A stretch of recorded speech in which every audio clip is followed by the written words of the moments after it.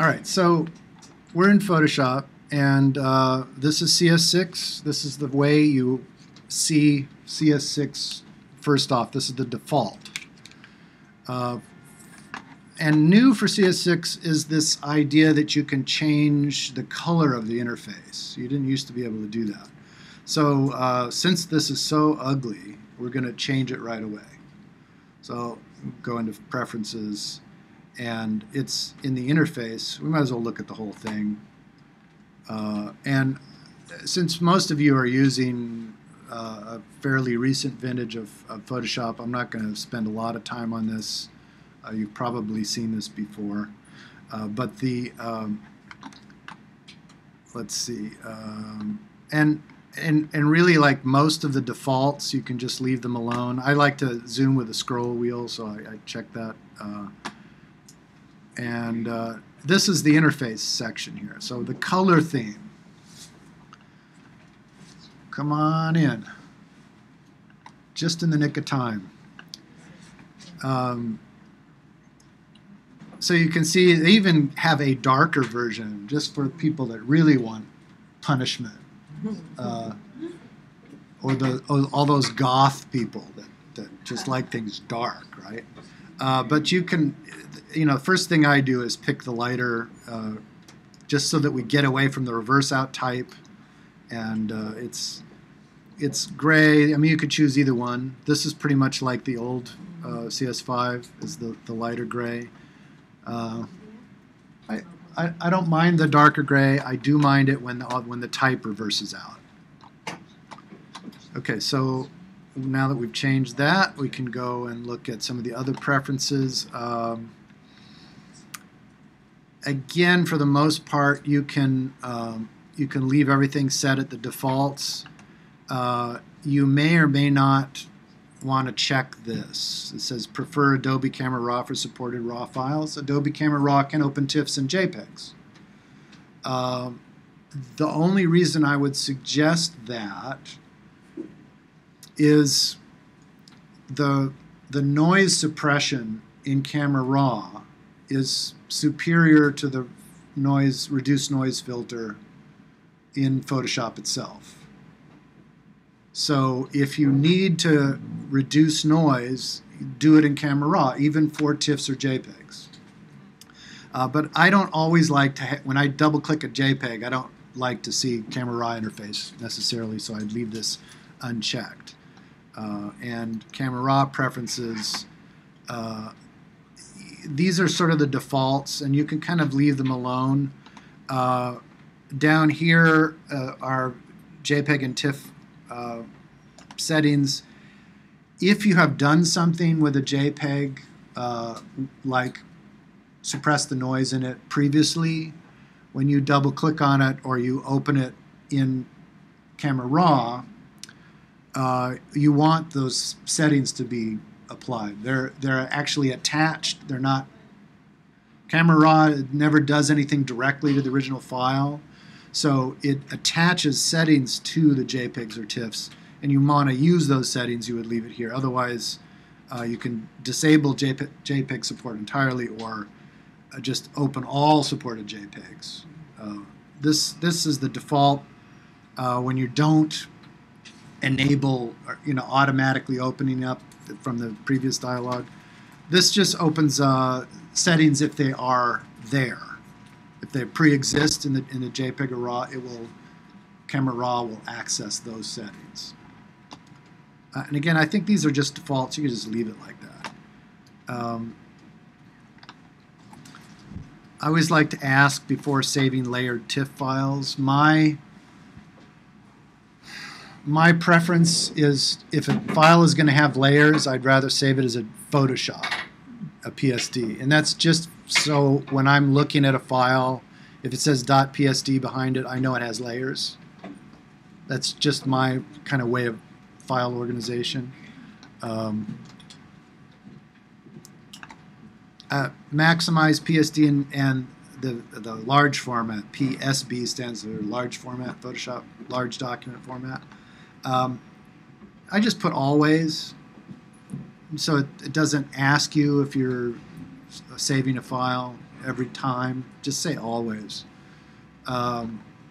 These days, this is important because for people using catalog programs like Lightroom,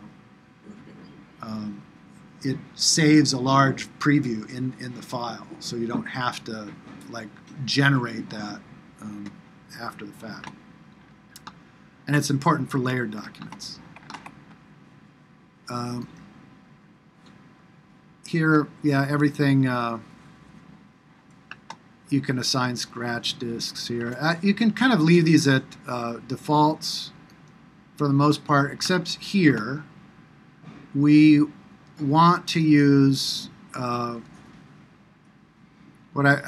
brushes, I want to use the normal brush tip and show the crosshair in the brush tip so you know where the center is, and precise instead of standard. The defaults are like this, right? So we don't want to look at the cartoon icon. I'm sure you've seen this before.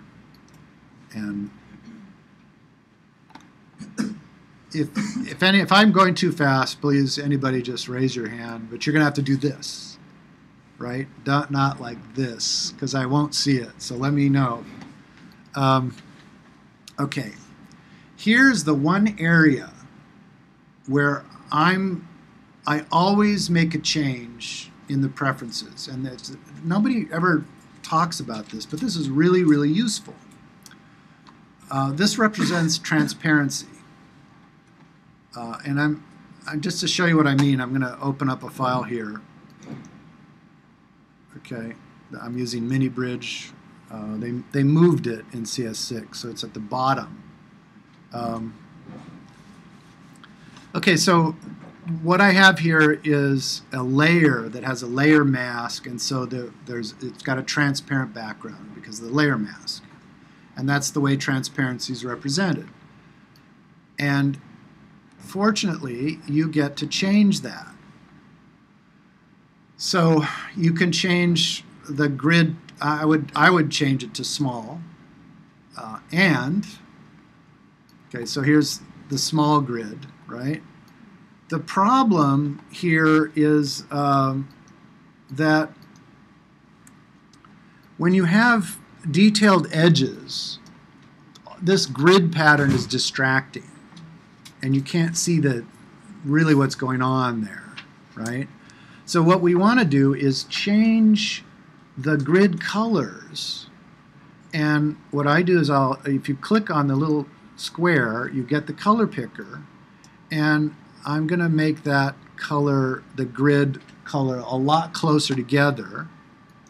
I usually don't do it exactly, just so I can tell that it's, I leave a subtle grid difference, but I bring the colors a lot closer together. Now you can see suddenly I can see a lot more detail in that edge. So this, I think this should be the default, but you can easily change it. So that's one thing that I'd recommend you do. Yes? So it's still transparent, even though it's a visual thing you see. It's Yeah. transparent background. It's a transparent background. I'm just redefining what transparency looks like so that it makes it easier to see the edge when you're just dealing with a mask. Okay, our other preferences are, again, pretty much you can change any of these if you want, but is anyone doing any web design? Preparing files for web? Is anyone still using image slices? You don't use that? Then uncheck this. It's if you inadvertently make a slice somehow, these numbers show up. I've had people call me on the phone going, why are these numbers showing up? And it's because they had the slice tool instead of another tool. And it's unnecessary these days to do that. Okay. Additional plugins. So I already polled the group to see how many people were using computers at work and computers that are provided for you. In your case, if the computer and the software is provided for you at work, you are unlikely to have lots of filters. Am I right? Right. They don't like to buy filters for their employees. You don't get anything fancy. However, at home, if you like filters and you get a lot of them, it's sometimes nice to put them in a separate folder, which you can define. So you can check this and make a separate folder somewhere in the Finder. And then when you launch Photoshop, if you hold down the Options key, you can get the option to use that folder of filters or not. Because loading the filters is what makes the program take so long when it launches. Otherwise, just leave it unchecked.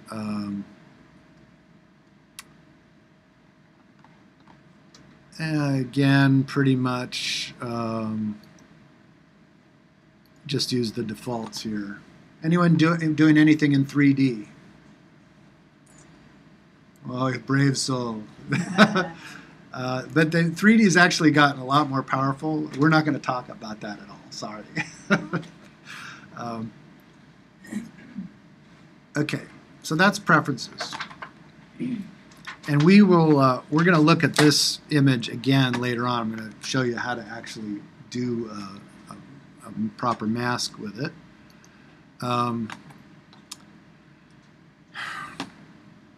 One of the first things that I do is build a custom layout for your panels. Under the window menu here, you see workspace. You've got a bunch of different, workspaces. By default, they show you, like this one shows you what's new. It puts all the new stuff in a panel here. You can play around with different types of panel arrangements just by selecting from the workspace menu. But I always just build my own. And so you just have to kind of get comfortable moving these panels around. The first thing, since I'm right-handed, how many right-handed people are there? Lefties in the group? Okay, so the lefties, I would recommend you do the exact opposite. Move everything to the left side. So if I'm right-handed, I like all my stuff to be over on the right side so I'm not crossing over the image to get to the tool panel. It's pretty comfortable over here. There's no reason for it. It's just sort of legacy that they've always had it on the left. But you can move it over, and you'll notice it's now docked. In order to undock it, I just undocked the whole thing here. But you have to pull on the little kind of hatched bar here. Let's see.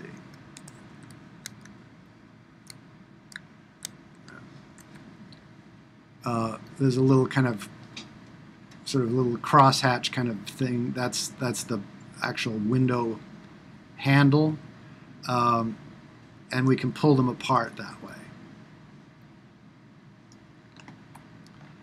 Okay, if you do something and get lost and like, oh, it's all messed up now, you go back and reset. So I'm working with this, the default arrangement. I can just reset it, and it will go back to the way it was.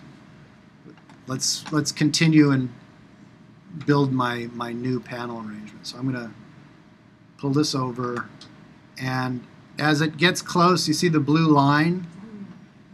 Now that has locked in with this other panel strip.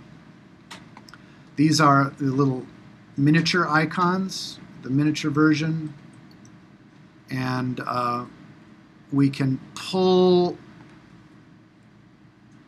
So this panel now is sort of docked. I have color and swatches. We can pull the color panel out and separate it from the group by clicking and dragging on the tab of the panel. So I'm just going to click on the color tab and move it out, and now it becomes its own independent panel. And this is the full-size version. If I click on these little arrows, it says collapse the icons, right? That's now the iconized version of this panel. And again, dragging in that little cross-hatched window handle, I can move this and dock it inside one of the other panels. Right? So same thing, swatches. And actually, I don't have to collapse it. I can pull it in there and it will collapse on its own. Okay. Styles. If you don't want a panel, just close it. It's still there. I can get this back anytime just by selecting from the Windows menu. But we can get rid of it. Okay, so now just moving along, if I want to get, say, my brush panel, I select it, and now it's going to show up in these little the mini icons there. And I do this for all the things that I'm likely to use. So I like to have most of the stuff available instead of only some of it.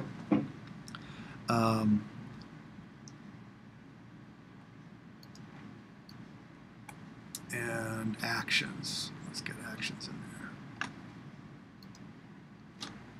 When you check it, when you select it, the check doesn't remain. Do you know what I mean? The checked. When you're on window. When you go to window and you select the various items. Because they're collapsed. So the question was, how come when I've already selected, like characters or actions, there's no check there? It's because the actions has collapsed into a mini icon. So if I select actions now, again, it pops out. So if you lose track of what these little icons mean, and you're looking for that panel, you can always go to the window up here and go, oh yes, I wanted to have, the characters panel. Oh, that's it. It's the A. So, well, as you're learning this, as you're becoming comfortable with these icons, you may have to find them up here. But, and then, to get at them quickly, they're there in the panel, and you can get at them quickly. Yes? The more icons you add, does that decrease the amount of RAM you have to use when you're working? No, no. This really has, the interface has very little impact on RAM. The program's keeping track of all that stuff, whether it's on in a panel or not. So it's always available here through the menu. I'm just curious if you have a limited amount of RAM. Yeah, these more panels or more icons does not impact the RAM on the computer. Okay, so let's see. Do I have everything I want? I think I do. Maybe we'll do the clone source, get that in there, and tool. Let's see, tool presets, and that's pretty much anything that I'm likely to use.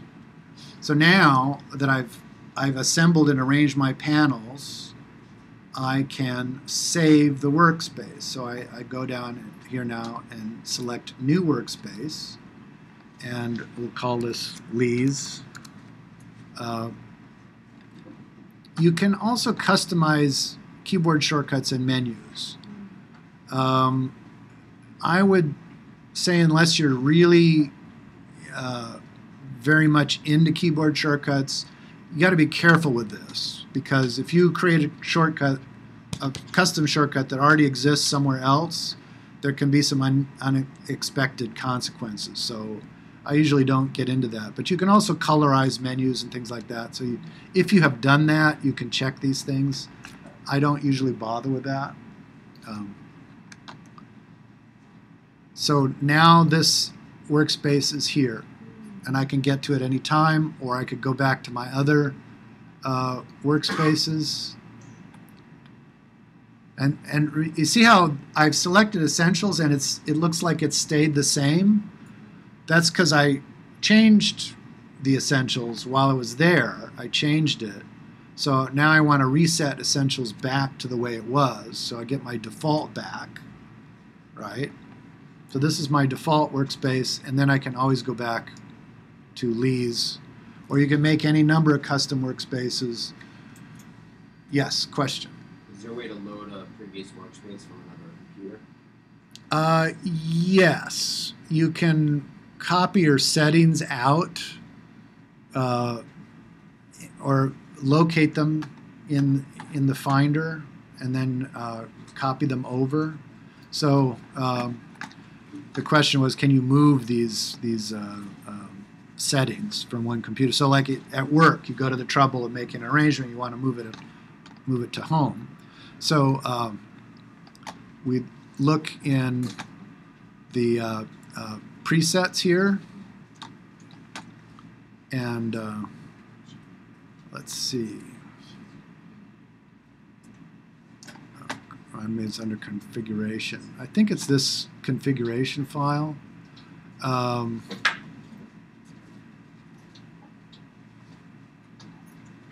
think it's pretty much this. I'm not 100% positive. Let's see, they used to have workspaces in here, but it looks like they don't. So this may have been a change in CS6.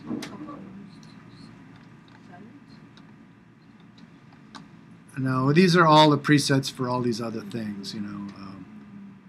There's no workspace preset. But I think this thing contains all that information. That's a new folder. Okay.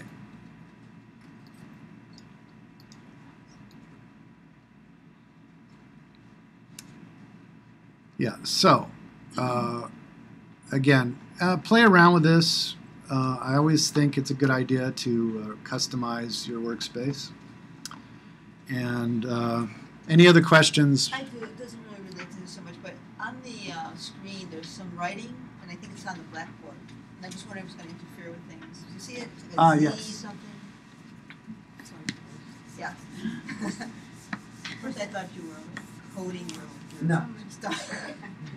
Hopefully that works. Okay. Yes, another question. Lee, that when you go down your toolbar and it like rolls over and highlights, is that a new feature in 6? Or is that also in 5? I think that's in 5. Yeah. You sure? Yeah, I'm pretty sure. And you know, we're going to kind of go through most of these tools. The other change in CS6 is they moved the mini bridge thing into a thing down at the bottom. So you see this little mini bridge tab, and you click on it. And I use mini bridge if I'm working. I'm always going to the same folder to get files. It's not a great like navigating thing because it's kind of clumsy. You know, I can kind of do this, and then you know, it is slower to do this than actually just work with Bridge. And also, Bridge has to be launched in order for mini Bridge to work. So most of the time, I'll just bail and go over to Bridge, and actually, you know, it's easier to work with a lot of folders and files that way. Could you just take a few minutes just to mention a little bit how to use Bridge? Okay. Is everyone familiar with Bridge? Is that something that you want me to go over? I mean, yeah, at the break, come and see me at the break because, you know, this could take a long time and I don't want to get sidetracked here. Yeah. You changed the color of the interface. Is that just an aesthetic choice, or does the color seem to affect your color correcting of images? Okay, so the question was, if I change the color preference here, does this affect my color correcting? There's subtle things. You know, a dark interface may make your photographs look lighter than they are. As far as color, this is neutral gray. The interface is all neutral gray, so it's not, you know, the interface itself isn't going to affect give you a color bias, but the darker interface may influence you to think your images are lighter than they are. But I'll tell you, the interface isn't as powerful as your ambient environment. So very often I go into places when I consult, and I'll go into a design studio, and it's like incredibly bright, and every designer has like one of these big frame things around their monitor with sticky notes of all rainbow hues all around it, and their environment has got all kinds of chaotic color, and this is not a good environment to do color correction in. Even the having fluorescent lights in your environment can skew your color, give you a color bias, and that and your monitor calibration are the two biggest things that affect your color judgment. So the interface less so because it's gray, so I wouldn't worry about it too much. But again, I don't like the dark interface for a lot of reasons, and but if you're using just like this medium gray one, you're in good shape.